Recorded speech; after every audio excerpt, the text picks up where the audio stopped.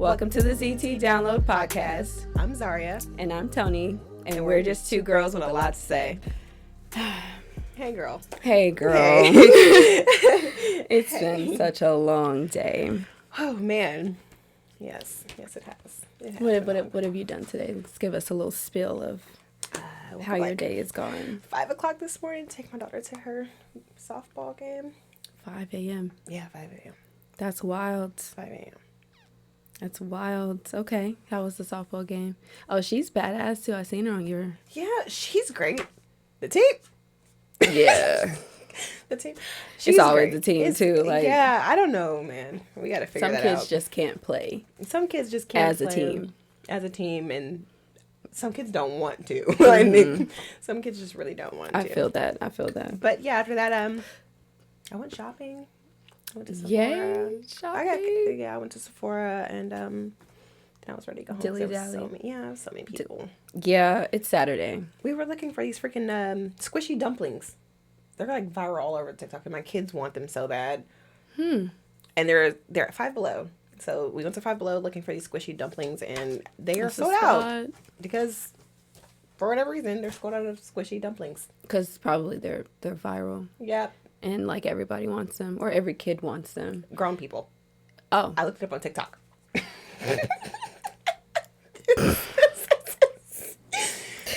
All the grown excuse folks me. want squishy dumplings. Okay, All right. good deal Please leave the squishy dumplings for the kids. Literally. Can't we leave something for the kids? Yes, please. And then you came here. Yeah, and then I went home. I took a Got nap. ready. Oh, Yep, took a nap. I had to take a nap. That was needed. And I waited for my husband to get home, and I came here. Got ready, and I came here. Yes. Good deal. Yes. How was your day? Very productive, girl. I'm trying to think now.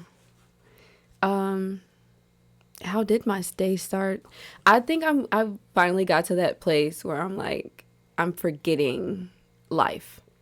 Yes. Like every day, I'm like, did I do that yesterday? Yes. Or did I, wait, was that last week? What is today? Is today Friday? Girl. I'm forgetting my entire life. Like, I'm forgetting things that I say. I'm forgetting things. I forget what I wear the day before.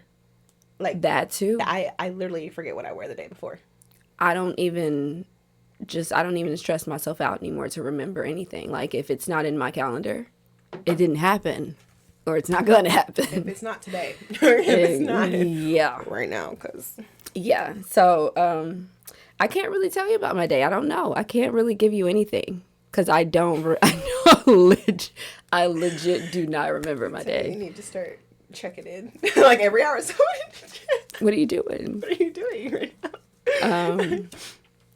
Shoot. Oh, I took the boys to Chuck E. Cheese today. You did. I forgot that. Yes, no, literally. You did take the boys I took the boys to Chuck E. Cheese. It was a horrible experience.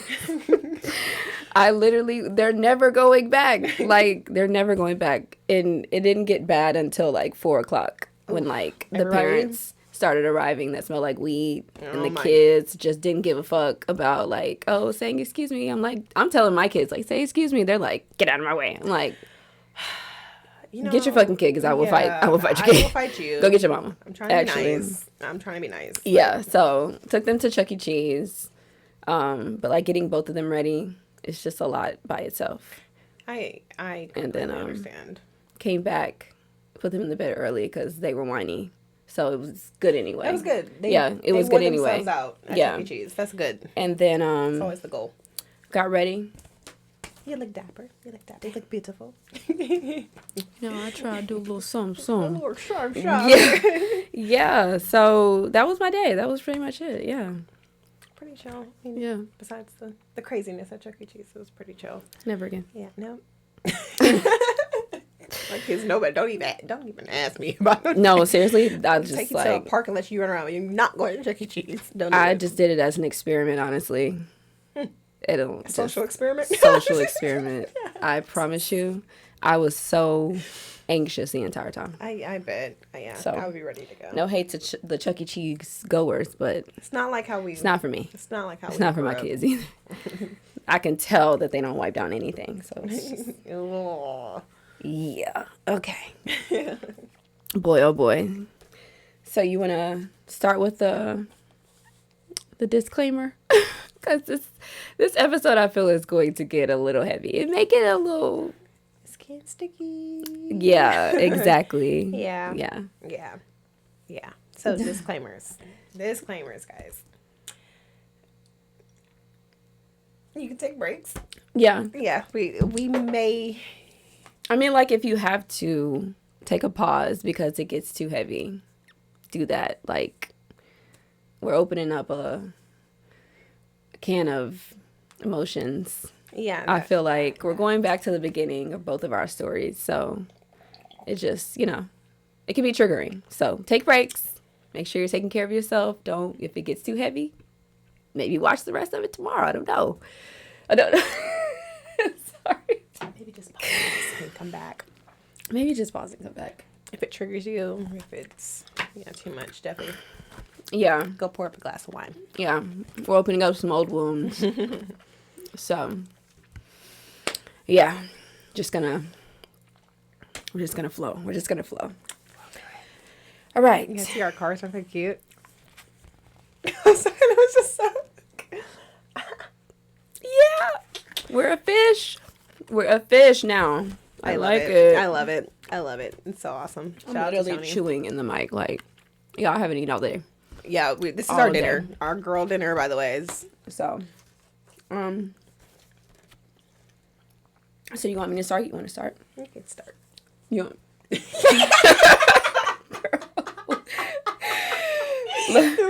Look, because I'm like... You and me. I'm clutching my pearls. Okay. You can start. All right. So my household dynamics growing up, I was raised by a single mom. I had 2 brothers, 1 sister who didn't grow up with me. And so I was basically raised as the only girl and so oldest girl. And so I felt like my upbringing was a lot harder on me. Like, obviously, my mama was like, I'm the only girl, so she has to be harder on me than she is on the boys. But my brothers also had each other, and I didn't really have anybody, like, growing up. So it was really lonely, and I didn't get to experience, like, sisterhood. So I feel like growing up, like, in adulthood, I craved sisterhood and, like, everybody. Yeah. Like, I always wanted a friend because I've never just had someone to kind of, like, pour into, like, growing up. So that was, I feel like, really hard, my house dynamic. So if you were raised by a single mom, I feel like it was the same, like, all around. Some can be harder and some can be, a little more understanding and softer. My mama was harder. So the discipline, she didn't play around. So there was no emotional environment growing up. So, like, we didn't get, like, a safe space. Yeah. If that makes sense. Like, there was no crying. There was no, like, we grow up. I mean, like, we're grown now, but, like, we don't hug each other. Like, we don't say, I love you. Like, we had to, like, work on that, like, as adults because we didn't say, I love you at home. So, like, it was hard for me to say I love you to people as an adult.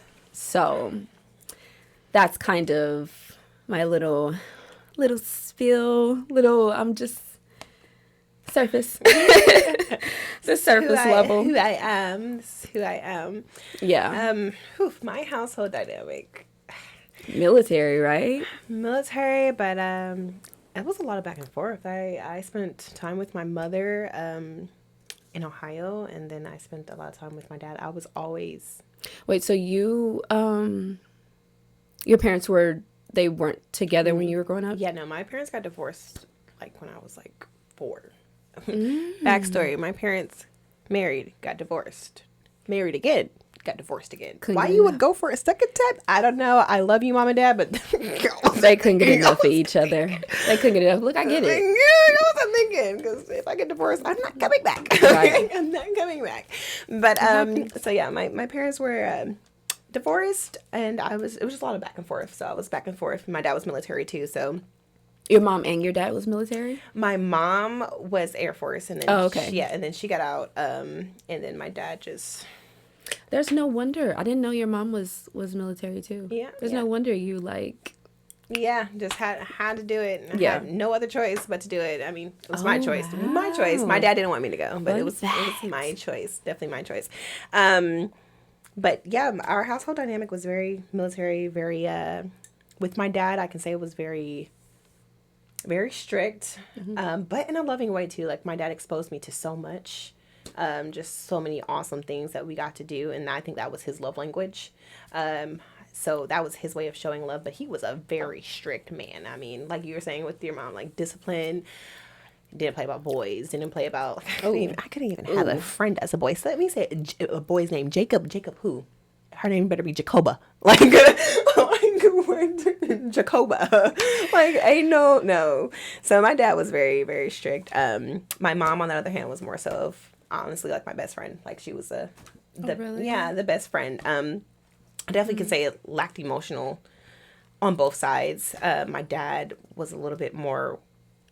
I can't even say he was what. It was such a weird, like, welcoming, if that makes sense. It wasn't like oh, come give me a hug. It was like, all right, I'm proud of you. Like hug. I love that though. Kiss. I love that. Yeah, so it was still like there, but it wasn't like the motherly or the super fatherly love. So yeah, I can say the emotional dynamic was definitely there. I'm a very emotional person. I'm very emotional, but I feel like just how I was raised with my father and with my mother, I kind of like chalked it up. It was just kind of made me who I am, made us who we are today. So oh, that's crazy. That's kind of cool though. Like, we have the same but different, not having somewhat of a safe space. I mean, you said your mom kind of gave you that emotional balance a little bit, but it wasn't like. But you say y'all were besties, right? Yeah. Like, okay, we were besties, and we can sit here and today, like, just chat and talk about everything. And it was always, I love you. I got the I love yous and stuff like that. But the emotional part for me was me being able to express my emotions, if that makes sense, and being receptive of those emotions. Right. So that was where my, like, thrown off was, because I'm just a kid. I don't really understand why I'm crying right now. Help me. Seriously. Help me understand these feelings. What did you later realize wasn't normal with your, like, upbringing, like, growing up? Look, it's getting a little deeper. Yeah, it is. It's getting a little hot here. We're jumping right in. We're literally jumping right in. Where do I start? With my dad, the whoopings. I can say that wasn't normal, because there was whoopings. I was getting my ass beat. Like, seriously? I was getting my ass beat. Handed to you. Joe Jackson. Like Joe Jackson beat. No. Yeah, it was very rough as far as discipline goes with my dad. With my mom, honestly, her love life was not normal. I seen a lot at a young age that I feel like I should not have witnessed or seen. Yeah. Just men in and out, depending on men. The men that she chose to bring around. And I am the youngest of 4 that my mom and dad have together. So I have 2 older sisters and 1 older brother, and then there was me. So luckily I had very protective siblings, but yeah, just a lot. It was a lot of that with my mom. So a lot that I should not have seen her early on, man, and as a kid. Because what about you? Yeah, I can agree with the whoopings. I think I feel like, looking back, that was like the highlight of my childhood. And I hate that it is that way, because we ultimately were, like, safe. Like, we had a bed to sleep in. We always had a home to go to, or like a home to call home. Like, we moved around a lot, but we always had a home to call home. Like, my mama made sure that we were sheltered. Yeah. 100%. But I think it's so harsh. Like, that's the only thing I remember. And, like, the yelling. Mm-hmm. The yelling was, oh, my God, like, the highlight. And just, I don't know, I have this, I'm trying to this day to break myself from, like, raising my voice so much. Yeah. Now, I don't, like, put my kids down, and I feel like that's because I got put down so much in my childhood. There was no, like, you're smart. There was no, like, I love you, or your feelings are valid, or, like, there was none of that. And so I feel like that's what, when I grew up, that's when I figured out that wasn't normal. Like, like, you shouldn't put your kids down. No. Like, you should never tell your kids that, like, they're dumb or they're stupid. But you also just, like, should be super harsh. Like, I feel like at a certain point, it takes an adult taking their anger out on their kids, like, too far. Yeah. Like, there's no stability. Yeah. In emotions, and it gets to the point where it's, like, abuse. And that's where, like, I feel like that was with me too. There was no balance with like, he didn't have a cutoff switch. Like, yeah. He didn't know when, like, enough was enough and to, like, actually stop. And, my dad, he didn't have, like, a cutoff switch. It was just, like, rage, anger in that moment. And for me, I think as a kid, it was just hard for me to understand what he was that angry about. Yeah. Because, like, I feel like having kids and me having kids now, kids are going to be kids. Yeah. Teenagers are going to be teenagers. And I wasn't that bad. Like, I wasn't sneaking out of the house. I wasn't doing anything, like, crazy to, like, deserve. I feel like I deserved that type of discipline. So, and I know, like, when me and my dad talked about it, because we talked all this out already, but something that stuck with me was him saying, like, a lot of time, like, he could never try to change my perspective, because a lot of times that was my childhood. That was my trauma that he caused, and I got stuck in that trauma. And that's normally whatever that trauma is, you normally just take that and you grow up with that, whether the perception or whether the reality of it was different.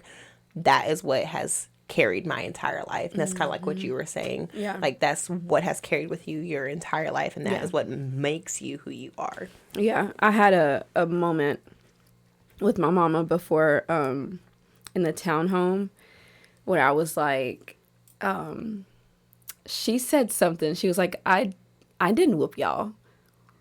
And I was like, yes, you did. What are you talking about? Yes, you did. I was like, it's so funny. I think our parents get to a point in their life where that part of their life, it was so traumatizing, they try to forget it. And so, like, it's almost like delusion. Yes, like, you do not remember the beatings. Like, it wasn't even whoopings at some point. The beatings, like, we got beat. Like, it was like a do what I say, or, like, grass. Literally. No, seriously. Like, and so I was just laughing because it was so funny. But I let her have it, because I was like, it's hilarious that you beat my ass. You know, you beat my ass. You don't know, like, you don't remember, or maybe she does, and it was just a moment where she was, I don't know, maybe it was just denial. A lot of times, I feel like my dad is in denial. A lot of times about stuff. Very much. Like, but, like, that was my childhood, so yes. I remember traumatic experiences vividly, like anybody would. It's a vivid, like, experience.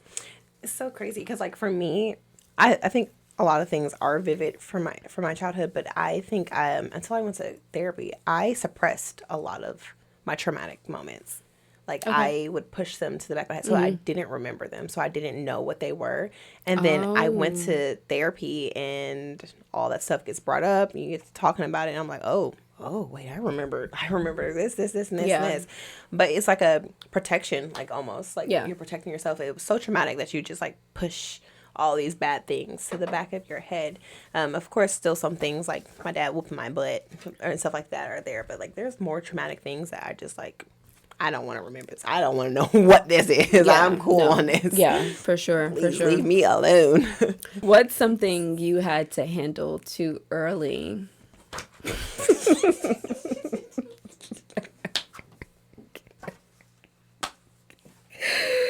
Literally. Like an idiot. Oh, Today. I put my own word in there. Yes. Great. Something that I had to handle too early.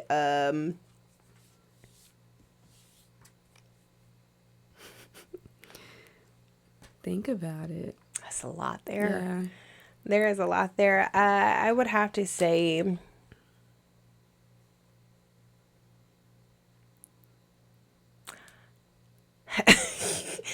violence, seeing violence. Seeing violence, I think I've had to handle that too early.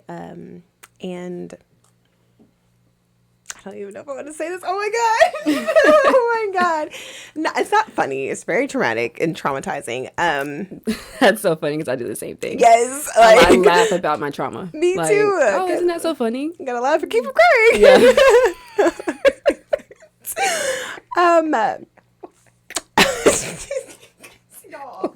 Literally. Whew. I'm sorry. Okay, this is not funny. It's not. I feel bad. Why are we laughing? Men, honestly. Men, Okay. I think I was exposed to sexuality way too early. Way too early. That hits deep. Yeah. But yes, I think that actually like scarred me. Yeah. And Of course. I was like, I think that's why I hate men. I don't know. Maybe that's why I hate men. Could be a really good reason why.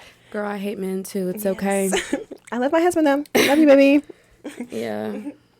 Yeah, and my kids. But yeah, no. Hate men. Yeah. Okay. For you, what is something? I would say adulthood.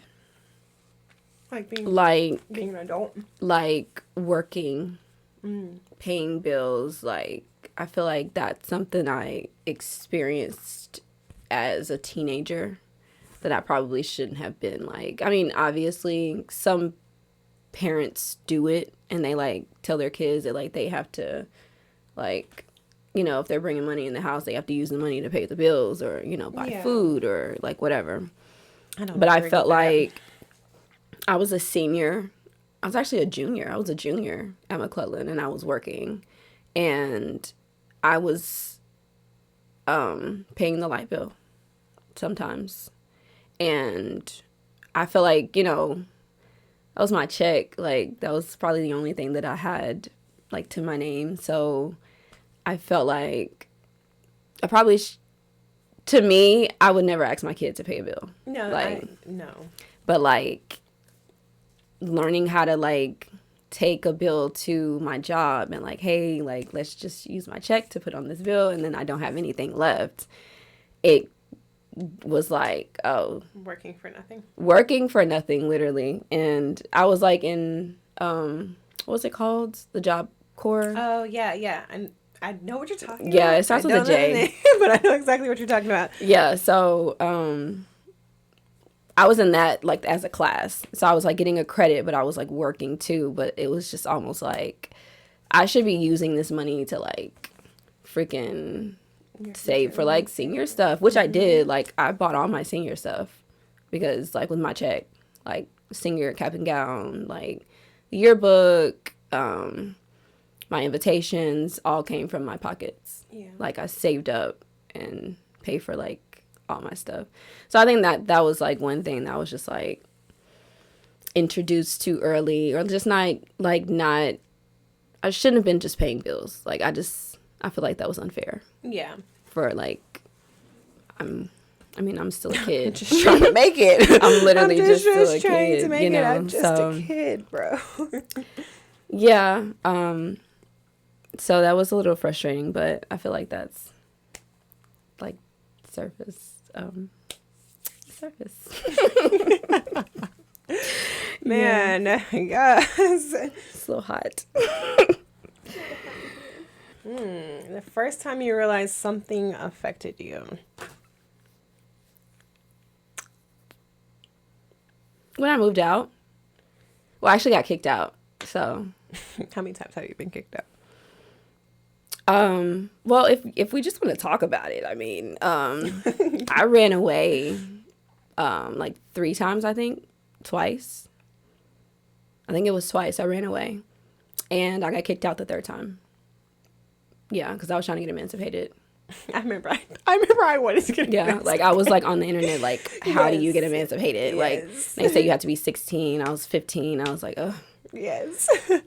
And she was just like, I think she like went through my computer. I don't know what happened. It's kind of foggy, but I think she went through my laptop and she was like, you're trying to get emancipated, you can just get out. And I was like, okay. Still have to get emancipated, but okay. Still need to get emancipated, but I was like, well, but I never did. So I was just like, whatever. Yeah. Okay. And I packed my stuff and I got out. And I was with Marjorie at the time. Okay. So I went to her parents' house. Okay. Yeah. Yeah, that was the time. So I think that was the first time I feel like something affected me because I was like just livid. I was like, why? Like, I'm not at home. Like, technically I'm homeless and I still have to go to school, still have to go to work. And it just... Figuring it all out. Just figuring it all out.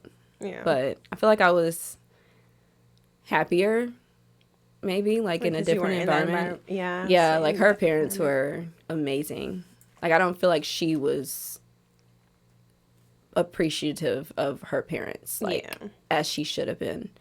But, I mean, they're her parents, so this is something that she's had to deal with her whole life. But I just love the dynamic. Like, they were amazing. Take somebody else being in your shoes to see. They were amazing, though. Like, we sat down and had dinner every night. Like, it showed, like, a true, like, normal middle-class family. And, like, you had to talk about your day. Like, they wouldn't, like... Yeah, my dad was like that. Like, my dad was like that. Like, what did you learn at school today? What did you guys do at school today? When we sat down at dinner, he was definitely that dad. So I appreciate stuff like that too. Yeah, that's a good thing to have because I was like, what? I got to talk about my day. And you had to, like, they rotated who was cooking for the week. Like, so super cool. Everybody had to cook a meal every, like, one day a week. And you had to, like, let everybody know what you were cooking. That's awesome. So that, like, people can... It was great. And then we sat in the living room and watched either Scandal or Grey's Anatomy together as a family. And then everybody went to bed. That's awesome. And I was like... Is this real life or is this a movie? Like, is this a movie? I'm literally having, like, an out-of-body experience for real. Like, watching myself. Awesome. Yeah, it was pretty cool. I was like, well, I guess that's what happens when you get kicked out. Well, at least for you, you did have, like, a better experience, though. Oh, yeah. For sure. For sure. It was great. Yes. Heck yeah. That's awesome. For me, I honestly, I don't know. I think I was too young to remember, like, when it first hit me. Like, I think moving back and forth between my mom and my dad,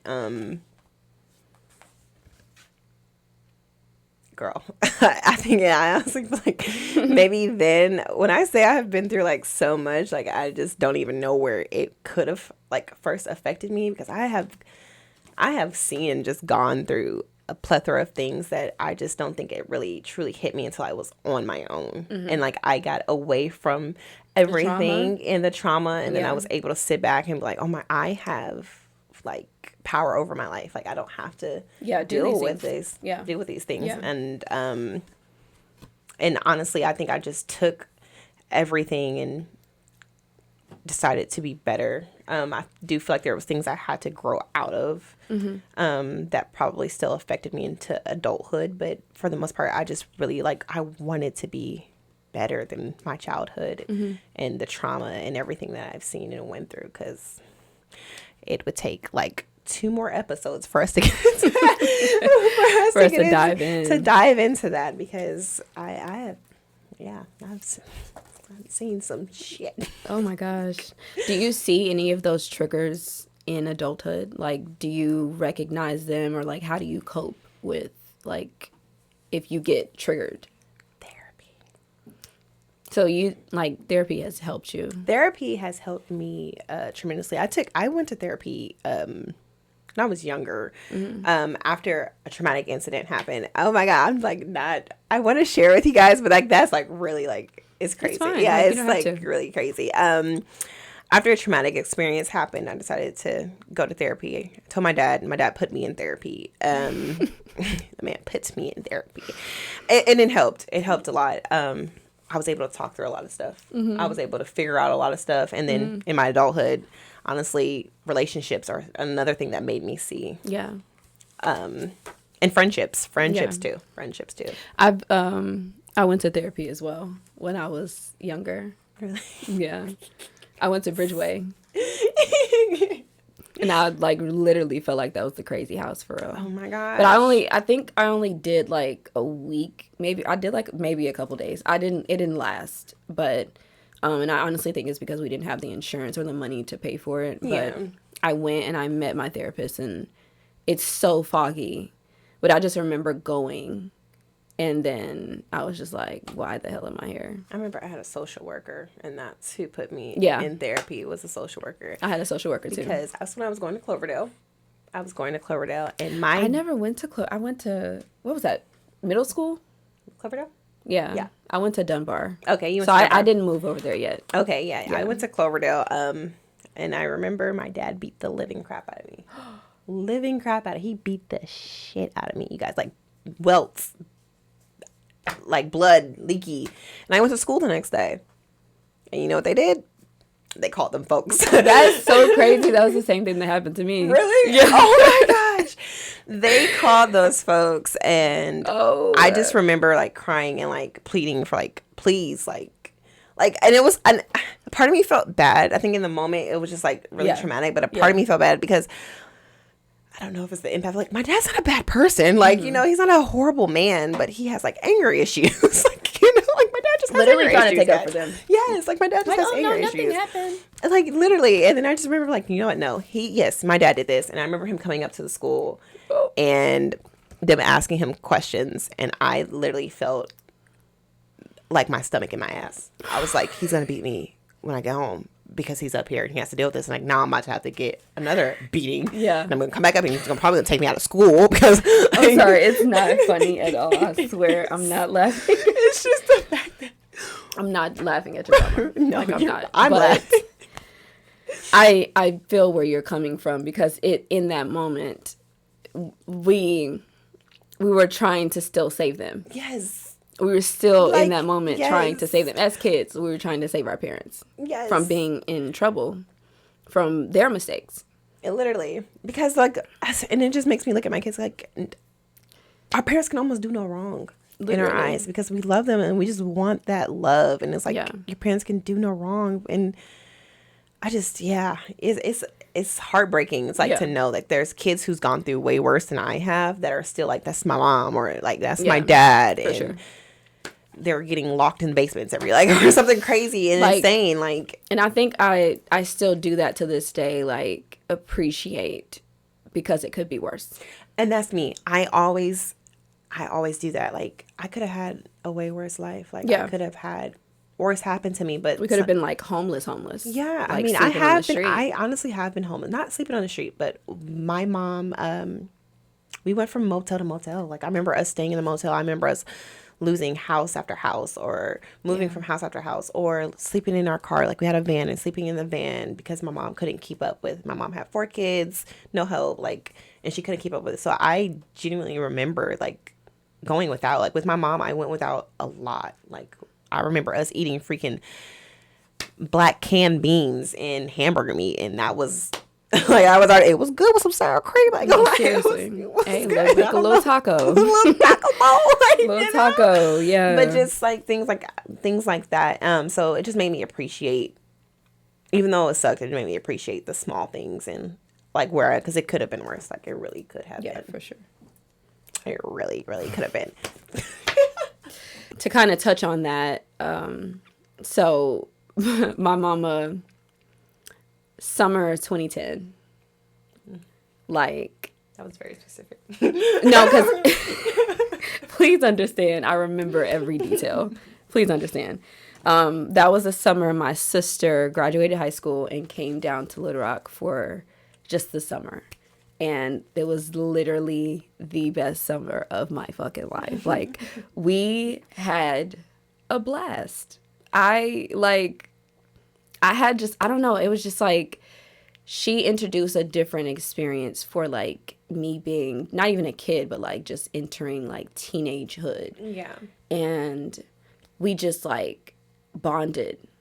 Like, we've never bonded in life like this, but like we officially bonded like we were sisters. Like, we introduced ourselves like, that's my sister. That's my sister. So it felt like really good. But something happened. My mama got triggered by something. I don't know. But her and my sister got into it, and she, I guess, took that out on me. That's what I feel. That's just my part of the story. I don't know. But I was like 14, and I had a black eye. I had like bruises. Like, it was really bad. And then I went to school. I was going to Central. Okay. And I went to school, and one of my favorite teachers saw like my bruised eye, because I didn't go to school the next day because my black eye was so bad. Yeah. But the day after that, I went to school, and he was like, what happened to your eye? And he was also the track coach. So he was like, and I was supposed to be running track sophomore, but I ended up coming to McClellan. But I don't know. He took a father-like liking to me. Like, it wasn't like weird or anything, but he always like looked out for me. Looked out for you. That's cool. But he was like, yeah, what happened to your eye? And it was so crazy because we had what was it called? A juvenile, like, person come to, like, talk to us about, like, if we got in trouble, this is where we're going to end up. Da, da, da. It was like a social worker, but they work with juvenile kids. They came to the school and did a presentation about, like, abuse. And I was like, that's so crazy.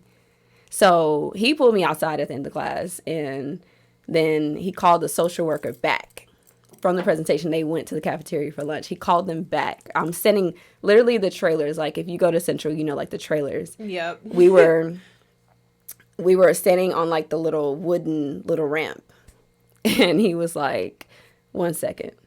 And he called the social worker back, and then I went to my next class, and next thing I know, I'm getting pulled from math. I remember like it was yesterday, pulled from math. They were like, Antoinette, come to the office. And I was getting checked out. So, like at the nurse, I was getting checked out. So then I went back to class. After school was over, I walked home. Regular routine. Walked home, and then there was a car parked outside my house. And I was like, I don't know this car. Went in the house. They were talking to Mom on the couch, and I was like, what did I do? What did I do? Oh, I'm gonna start crying immediately. Cause what? Yeah, what? And then she was like, go in there, pack a bag, and pack a bag for like a week. And I honestly, because it happened twice, I don't know who I stayed with that time. Like, I think I went with my daddy one time, and then I went with my aunt another time, but I don't know which time it was. Yeah. That I was like, I don't know who I stayed with that time. But yeah. Yeah. Triggering. very, oh my gosh, very triggering. Very triggering. Many times, my dad has came up to my school so many times. Yeah. So many times. My dad has whooped me at school. What? With the belt. In front of the other people. What? That's not funny. That's not funny, but it is. It's funny. That's very embarrassing. It is extremely embarrassing because, sir, in front of all these people, you can't wait till I got home. You just had to do it in front of all these people. So, yeah. Do you remember what it was about? I was talking in class. I remember I was talking in class, and my dad, actually, I was talking in class. They sent home the little thing for your parents to sign. The document? Yeah, the document. You got wrote up. And I forged the signature because I didn't want to get in trouble because I was so scared. I would rather get in trouble at school than to get in trouble by my dad. I remember those days. So I used to forge that signature every time. Do you hear me? Every time I used to forge, I got it down to a science. Like, let me just get a pen. And it was so going bad. on a field trip. I was like, I don't even need to bother her about this. Okay. Let me just go ahead and sign this. She said I can go. It's fine. All right. I'm going. She knows nothing. I'm going. She knows nothing. I'm doing great in class. Oh, I used to forge that signature. Oh, girl. I was too smart for my own good because, baby, I got that down to a science. And, you know, I'm actually, so he came up to school. I remember them calling me out, and he was in the hallway, and he was like, "You want to talk in class? You want to talk in class?" Oh, like, no. Oh, my God, no, I don't want to talk in class. I will be a mute from here on out. I won't say anything, I swear. And I remember the bell changing, and it was time for him to switch classes, and he took his belt off, and he started with me as everybody's just walking by. I'm so sorry that happened to you. Like, that's traumatic. Very traumatic. That's not okay either. Like, no, that's not. That's not okay. My dad was always at my school. Always. Dang. And not because I got in trouble, but my dad, when I went to McClellan, my dad worked at McClellan. Who was he? He was a parent coordinator. Oh. Yeah, he worked at my school. Like, I was about to say, I don't remember him. Yeah, he worked at my school. That time was cool because I was like in high school and I was chill. I wasn't doing too much of nothing. Yeah. So like I used him as a scapegoat. But yeah, yeah, my dad, every school, he's there. That man is there. Maybe it was because you were a girl. Listen, and that's probably, and I now as an adult, I understand why he was so protective because both of my sisters got pregnant really young. Right, yeah. So I get it now, but then I was like, I'm not that kid. Trust me, I'm not that kid. I understood. My mama got pregnant when she was 15. Yeah. And she had my sister when she was 15. I have no idea if she got pregnant at 15 or she got pregnant at 14. We don't know. But I think that's why she was so hard on me because she was like, you're not going to end up like me. Yeah. And I appreciated it. Like, I appreciate it now. That's how I kind of look at it. Like, I appreciate the strictness that my dad had now because I don't think I would be who I am without it. But, you know, you could just... There's other ways. Not beat my ass. That would have been great. I would have listened. I don't even like being yelled at. You could talk to me. Literally what you said when you were like, I was a good kid. Like, you didn't have to worry. I mean, that was literally me. Like, I got good grades. I was too. like I love on school. the honor roll. Like, I was on honor roll. I was on student council. Like, I was always doing something productive, and I was just like a good kid. Like, I was that kid you really did not have to worry about. That was me. Like, I wasn't like doing anything absurd or crazy. Yeah, like, but I knew kids that were like selling drugs at school. Like, no, literally, that wasn't me. I would never. But I did get to an age where I started like being boy.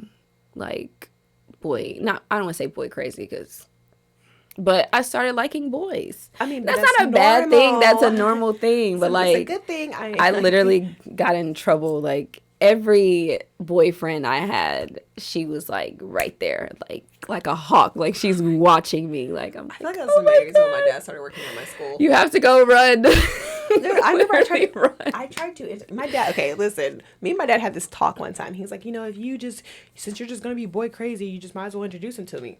Cool. That's how easy it is. Cool. It's a trap. It was a trap. I remember my dad put up at my school on his motorcycle, and I took his name was Calvin. I took Calvin to meet my dad. And I was like, oh, Dad, this is Calvin. My dad was like, get the fuck away from my daughter. It was immediately like, get the fuck away from my daughter. Dada's already let's go, da da da. And I got home and I got my ass beat. So moral of the story was, no matter if I introduced him to you or not, he was not accepting any type of boys in my life.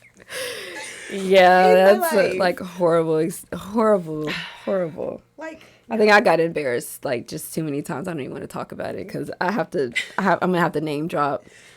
And I just don't even. I don't remember his last name. So, hey, I don't. It's okay. It's good. It's good. I don't even know where you are or what you're doing. I feel like I stopped talking to you after that, too, because that was too embarrassing. No, literally. I just couldn't handle every so-called boyfriend I had, I stopped talking to the next day. Yeah. For sure. Like, and if you stuck around, good for you. But I can't promise you that it's gonna happen again. I can't promise you it's not gonna happen again. None of them stuck around for me. I seen my dad and I was like, Yeah, exactly. No, absolutely not, girl. Goodbye. Exactly. I'm just a kid. Goodbye. So do you see a lot of that trauma show up in trust issues in adulthood? Yes. I can honestly say, relationship wise, It took some work. it took some work. It still takes work. Yeah. I feel like with my dad and with all the men in my family, all of them cheated. And when I say cheated, I mean like didn't hide it cheating. Like I remember I was getting hush money to keep quiet on my uncle cheating on his wife. Am I dropping family tea like right now? Oh my God. I sat up like, what? Yes. Like I was getting hush money, and as a kid, I didn't know like that's what that was. I know now, but then it was like, oh, here's the money, What? and you're bringing this woman around. I'm like, where is my auntie at? Like, this is not my auntie. Who is this woman? And like all of the men in my family cheated. My dad, I think that's all I ever seen. Like, Dad, I love you. I'm gonna make sure he doesn't watch this episode. Watch this episode because woo, you're gonna come down here and beat my ass As an adult. as an adult. He's going to be Get an ass whooping as a 30-year-old. My dad was in the church, married, sleeping with the pastor's wife. No, not wife, sister. Bringing us to this lady's house. So, playing with her kids. Well, they was probably in the bedroom. Like, who knows? Who knows? Yes. So when I say traumatized by the men in my family and trust issues has definitely rolled over into adulthood because that's all I grew up around and that's all I seen and that's all I understood is that that's what a man is going to do. But I wasn't accepting that. Like I'm very very strict. Is very strict over here. Oh, 100%. So, trust issues in communication styles for sure, because I don't feel like I was able to communicate fully as a kid with my parents. It was just do as I say. I said what I said. Yeah, I said what I said. Don't question me. Don't ask questions. Even in like teenage as a teenager, which I feel like that's like the peak of you should have a good communication with your child and like explaining things and so they can understand and get ready for the real world. Yeah. There was none of that. Like, it was do as I say. I'm your dad. I'm your mom. Do as I say. So wow, that's definitely something I had to work on. Communication style is actually learning how to properly communicate and voice what I feel and how I feel instead of just shutting down and getting quiet because that's what I'm used to doing. I think mine was the opposite, not the trust issues part, because I definitely did. I let people push me over. Like my relationships, I let them just do whatever to me. And I felt like that's what I deserved. So, and I think that goes back to like childhood trauma. It mirrors because it's like when I got beat, I was like, okay, well, this is what I deserve. Like, it's okay. I did something wrong here. Yeah, like, this is what I deserve. It's okay. I did something wrong. I wasn't correct and she was trying to correct my behavior. And so it made me shut down a lot. But I think when I got in relationships, I always tried to fight. Like, I was always the fighter. Like, I always wanted to, like, tussle with you. Like, what's up? So... I think that I had like a lot of anger built up, and so I didn't shut down, but I more so was like, fight me, like in real life. Like, I think I fought in every relationship I was in. Just insane. Every relationship, but this one, every relationship I was in, I fought a lot, and it was horrible. It was a horrible experience to be like, I didn't want people to see me as this angry person who had a problem with literally everything. You know, I just felt like I gave so much to a person. Like, you should at least respect me. And if you didn't respect me, like, I'm about to beat your ass. Because that's kind of like what I got. Yeah. Like, growing up. So. Yeah. Wow. Yeah. I can relate to that because I also grew up in an abusive household. Like, my dad was beating the crap out of my mom, beating the crap out of us, beating the crap out of my stepmom. So that's what I seen growing up. And not really saying like I I can't say I was like the initiator all the times, but if I felt like triggered or like for me it was cornered, like being cornered or not being able to like get out of a room, I lose it. I'm spazzing. Like, don't block me from a door. Don't like force me to try to talk to you, because at this point I'm spazzing and I will fight you. And I was that one, like, I'm putting the paws on you. Put the paws on you. I ain't gonna lie. In real time. That's really triggering. But I also realized that trigger came from other things as well. So it's crazy of how like the ripple effect of that and how it affects your adulthood and being in relationships. Because, dang, are we abusive women? Were we abusive women? Are we abusive women? I would say, because I would never, like, my husband, I would never, like, No, never. But he doesn't pull any of that out of me. Yeah, like, no, not at all. He doesn't pull that out of me. Sean, I think we have been at our, I don't want to say wit's end, but like we've been there with each other. Like I tried him, he tried me. Yeah. But he's always been the mediator. Like, and so I've learned to settle and like just literally shut the fuck up, shut up, and like walk away. That's because it's okay, he's playing with his stickers. So that's where but like we've learned not to like talk to each other in a like a toxic way. Like, we don't put each other down. We don't like heighten our voices. We don't like, it's literally monotone, like through and through. When we are saying something and we get into a debate, it's correction. Like, I love that you do this, but I would appreciate and da da da da.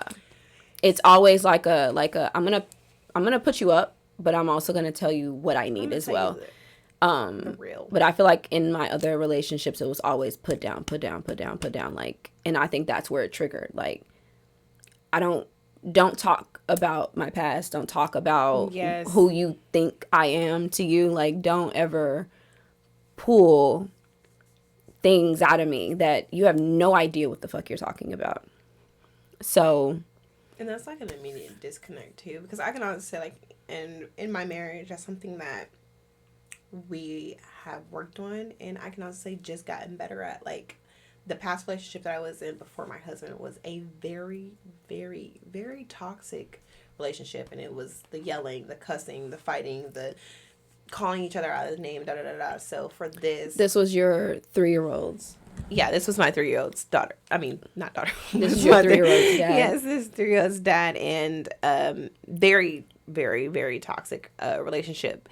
So to be here with my husband now is like night and day, because it's so different. It's so different, and he's so calm. And sometimes there has been times where I'm like the rah rah, because that's what I was used to. Yeah. And he's like, you're literally having to change who you are. Yes, or what I've adapted to. Or better yourself for the stability of your relationship. Yes, and he's made it easy. Like, he's made it easy. I have my moments. I think I just am a little spicy too. That's just me.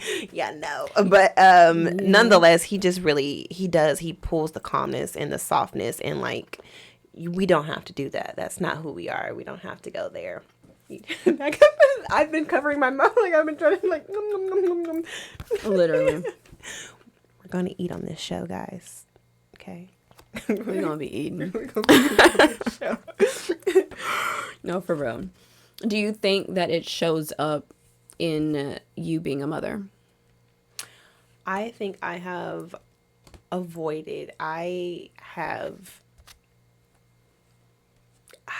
tried so hard to make sure that none of that bleeds over. Affects my girls. And I am so hard on myself that sometimes, like, my husband steps in and he's like, you need to be a little bit tougher. Like, you need to be a little bit harder on them, because I'm just like, I'm so scared. Like, I'm so... That is me. I am so scared that any of that is going to come out on them, and I don't want it to, but I'm so thankful for him because he's like the stern. Yeah, he's like, That's no, Sean. like, yeah, you gotta, but I'm so thankful because I don't really have to be. Yeah. I can if I need to be, but I have him, so like, I don't have to really get out of character or anything, because I do. You can legitimately be mom. Yes, I can just be mom, and I love that. I can be the nurturing and the caring and the come here babies and the I can do that, and he allows me to do that, and I'm so appreciative of that because I don't think I could do the sternness. Like my kids probably would walk all over me, like honestly. Yeah, or I would get triggered and everybody's getting their butts whooped. Like, yeah, my kids truly do. So, and I just let them. I don't say anything. I have my moments where I'm like. Listen to me, or like sit down, or like I'm overstimulated, please just walk away. Like I can get in a zone where I'm kind of teetering the line of like yelling. And like sometimes I will yell, but I still feel like it's in the nicest tone. But Sean would tell me like, you like they do this with you because they feel like they can do this with you. And like the whoopings, like it took me a long time to like pop them. Like a long time to like Aiden and Asen, it took the longest. And he was like, you're going to have to one day. So they know not to play with you. And I'm like, I just don't want to.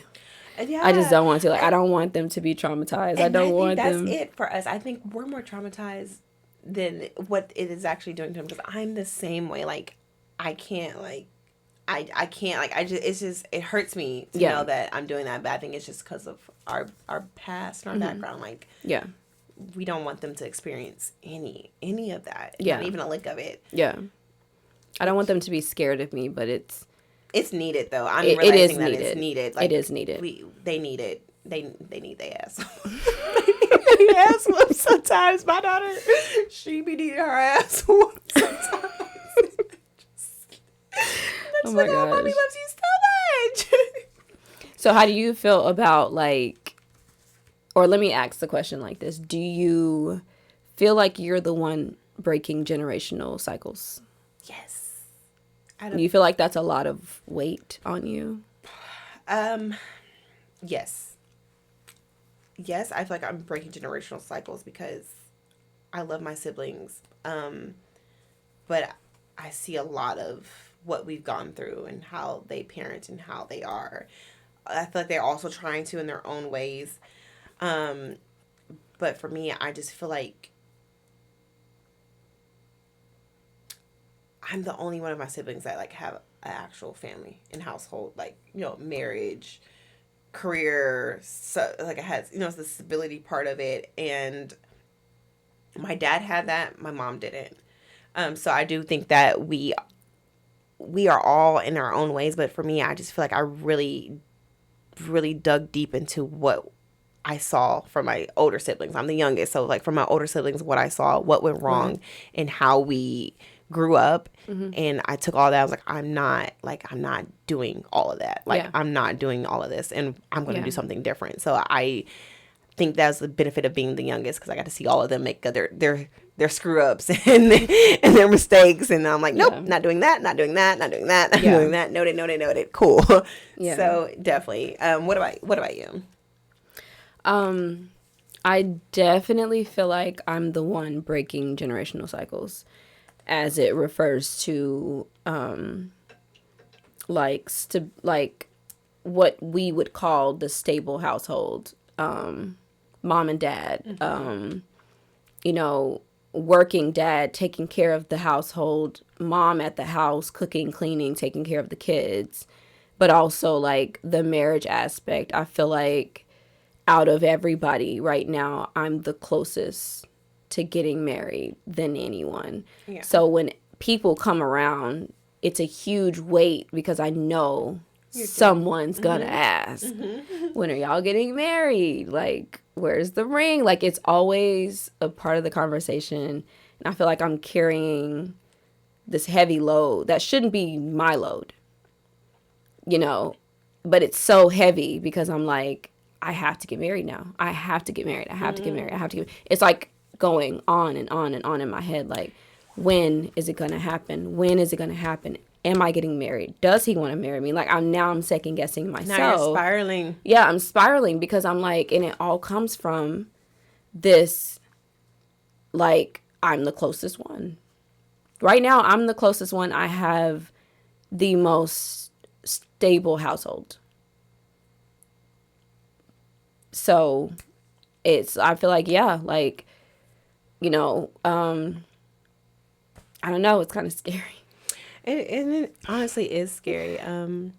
But it's scary, and it is a lot of pressure, and it is a lot for you to carry, but be proud of that. That's something that you should really, and that's something that I had to soak in and bask in. Like, I am so proud that I'm the one who gets to do this. Like, I'm so proud that I get to break these generational curses and show, you know, my siblings and stuff like that. And it's not always love. Yeah. We know that it's not always love. Human nature, of course. But be proud. Like, be proud of that. Be proud that you're that person that's like showing and leading the way. Because if we're being completely honest, we are natural leaders because of how we were raised. I appreciate being my vulnerable self. Heck yes. Like, yes. I can literally say whatever. And like, I can be a nerd. Because I literally do the same thing. Literally. I'll laugh at myself. I can be a nerd. I will say something and laugh at myself. Yeah. But also the dark humor. We have dark humor for sure. Yeah. Yeah. I love that. Yes. I cannot have dark humor with nobody else. Like, they would look at me like, this bitch has problems. She's psychotic. This bitch has, like, real... Don't come back over here. Yeah. Like, yeah. I can't say everything I want to say on here because I might get canceled, but we definitely have dark humor. Yes. Love dark humor. It's the best. It's the best. It's like, you're laughing at your trauma. Like, what's wrong with that? What's wrong with that? It's Literally my trauma. I can now laugh at it because I probably healed from it. And if I haven't, laughing until I do. Right? Okay, emotional walls. You wanted to touch on that? Oh, yeah. Honestly, a lot of the triggers and a lot of the things that I went through, I think, are emotional walls for me. But at the same time, I have spillage, if that makes sense. Like, okay, I will not say things, but I will overthink things. And I think I've seen this the most in relationships is that I will overthink everything. Like, why didn't you call me back? I called you.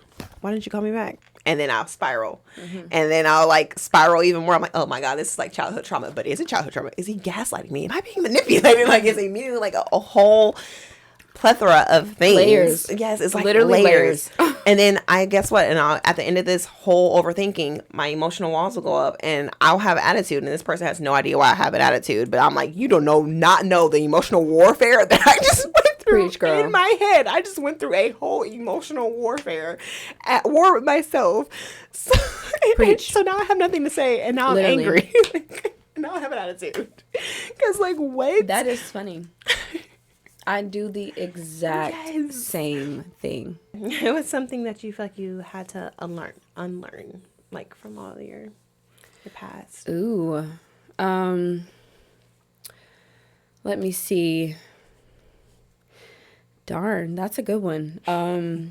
I feel like I had to unlearn, like, the anger part. Like, and I don't have to be in charge all the time. Like, I don't have to be, like, because I'm a control freak. True, like, through and through, I like to be in control. I like when I know what's going on, when I have it planned out, or, like, if something's out of my hands, like finances, like, Sean pays all the bills. And so that was something I really had to get adjusted with, because I've always paid my own bills. And so when I got with him and he was like, no, I got it. That was like, what do you mean? So what do you want from me? Because you got it. Like, that was another thing too. Like, always feeling like someone wanted something from me. But because I was raised by independent women, I always had to have my own. I always had to work. I always had to, which is still a good thing. It's not a bad thing. Like, have your own. But it's not a horrible thing if a man wants to take care of you. Yes. So, find, a safe place to be with your finances, but also don't make him feel horrible either for wanting to be the man of the house. So I feel like that's because that was instilled in me. Yeah. Like, don't ever, ever take from a man. Don't ever, ever let him take care of you fully, right? Don't ever, like, always have your own, never show your hand. It was just, like, always something. So, like, when I had Sean, I had to unlearn all that was instilled in me and, like, literally just let him be a man. Yeah. Literally, like, just let him be a man. Are you okay? Mm-hmm. Oh. Yeah. What? Do I look like I'm gonna cry? Like, yes, because I feel like I genuinely, like, I can relate to that so much. I want some pickles. I think for me, though, like, it was the damn pickles. Goddamn pickles. For me, it was a little different. Like, I feel like my dad raised, I see my mom struggle. I see my mom always depending on a man. They stink. I'm listening, though. Girl, all this food thing, when I opened up that salon, like, that tray, that meat stunk so bad. I was like, is it good? I'm about to catch salmonella. I'm sorry. But it's salami. Salami stinks. No, Salami does stink. My mom was always dependent on a man. So I think that for me was like, I don't want to be like this. Yeah. Like, she depended on a man for something. It may not have been like finances, but like emotional stability, or like just like she couldn't be by herself. She always had to have somebody there. And that was scary for me. And I think that's kind of like why I enjoyed being by myself. Like, I did. It was so crazy because I would have moments, even like in my last relationship or any relationship I've been in, I would literally be like, okay, I'm going to be like, go away for like a week. Don't talk to me. Leave me alone. I want to be by myself. I just need my me time. And that wasn't really healthy. But with my dad, he taught us completely different. He taught me to have a husband. Like, the husband pays the bills. Like, like, he taught us that's how it's supposed to go. So I think I had like a really good balance of seeing. I think I'm able to be where I am with my husband because I have my own, in a sense. Like, I have my own. I may not have to work or do anything, but I have some type of financial stability on my own. And I had my career, and I built my career, and I did that on my own. With my ex, I tried that, if that makes sense. I tried the whole, like, you're the man, you go to work, you da-da-da. And it wasn't, I'm like, 50-50. You need to pay half the rent. You need to pay half the... And I was like, yeah, this ain't gonna work, shawty. This ain't it. This ain't gonna work for me. And seeing the type of man that he wasn't, the type of man that I actually wanted, I just knew that wasn't gonna work for me. So yeah, having to learn and understand that it's okay.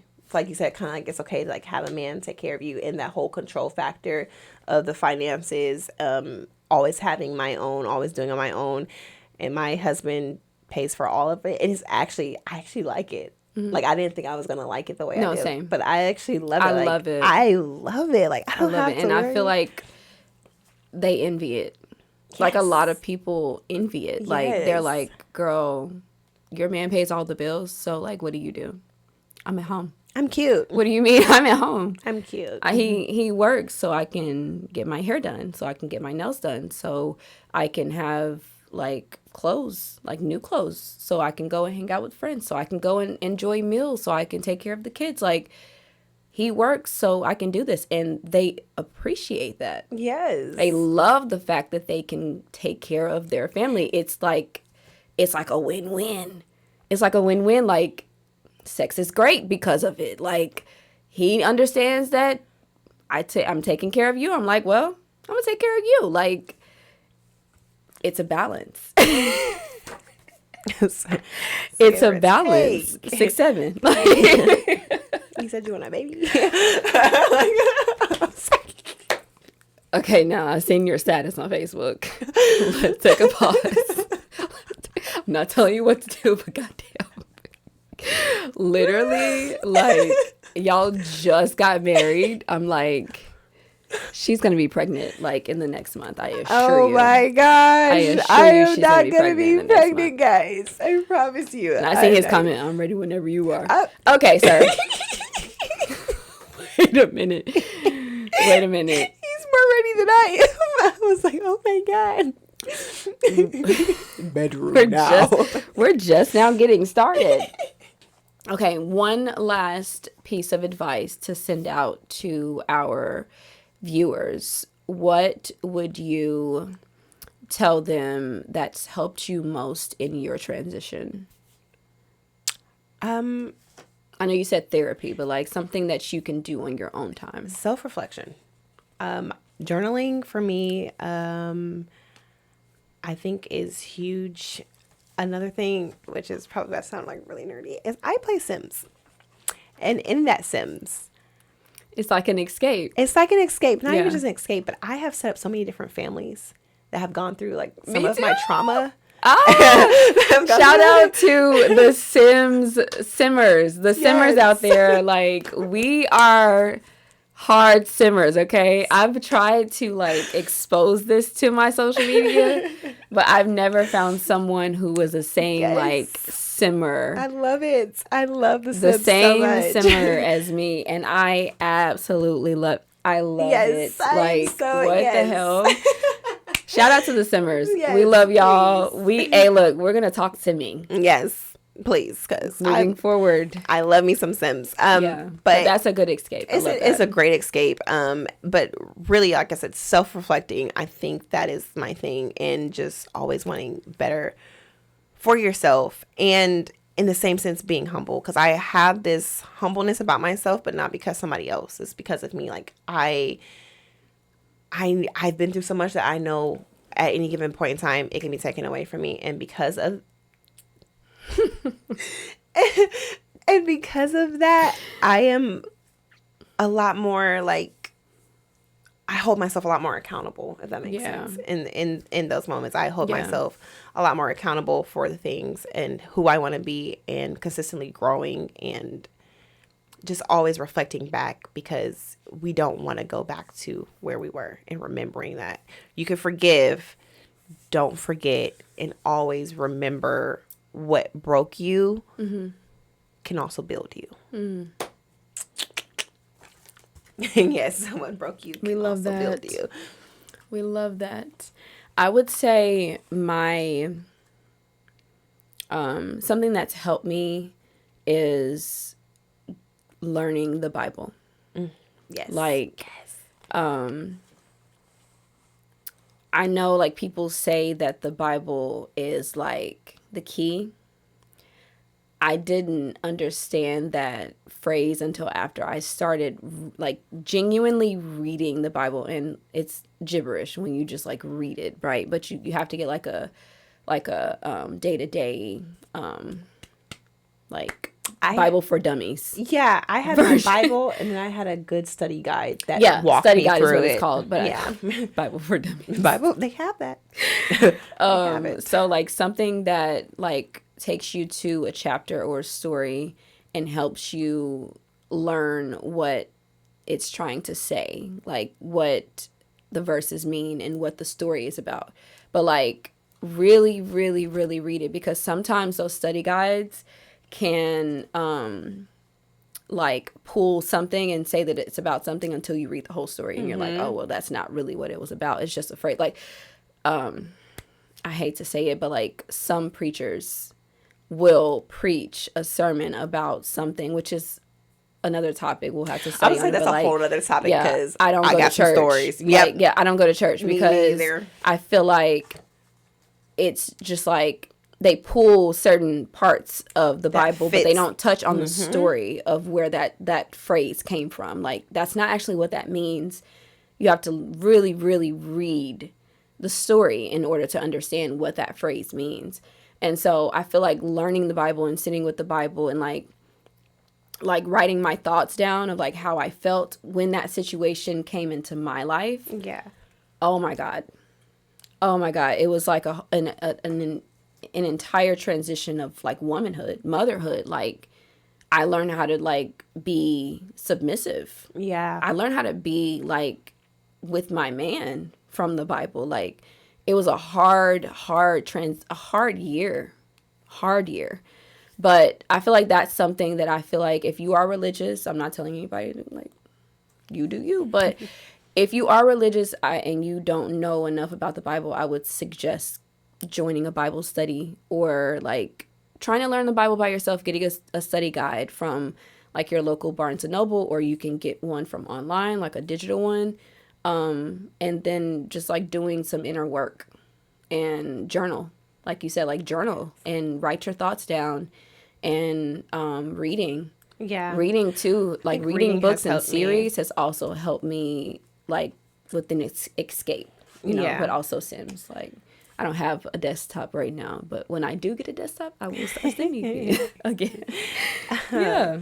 Again, this is episode 2, so we are taking like scenarios and like questions in our little mailbox over here. Please. And if you want to email us or DM us on Instagram and or what else? We are on TikTok.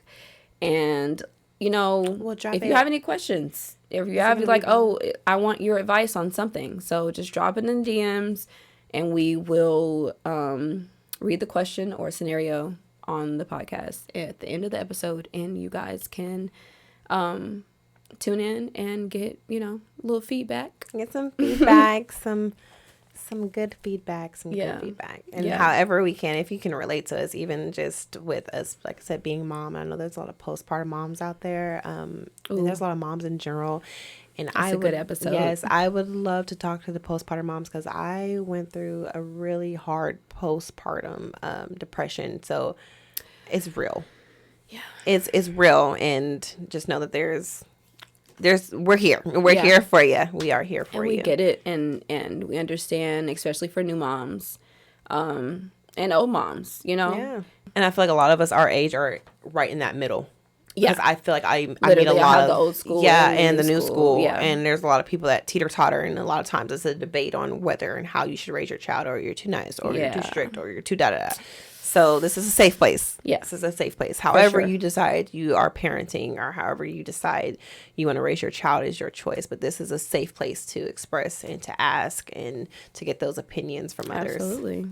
Absolutely. Judge-free zone. We're going to close out by saying thank you guys for tuning in. Thank you guys for wanting to be a part of this community and watch our feed and engage, and you know, always love a little like, a little comment, another subscribe, share, you know, because I mean, if you're watching on YouTube, then you know, just share, like, it ain't nothing wrong with a little share. We're trying to make this you know, like you said, a safe space for all moms, and try to make sure that we're being honest and straightforward and uncut because real. A lot of people,